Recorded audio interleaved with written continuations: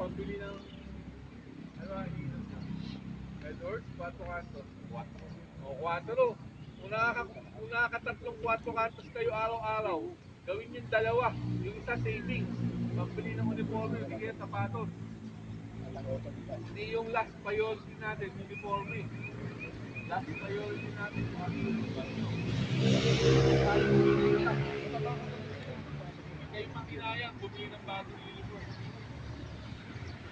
Hindi lang.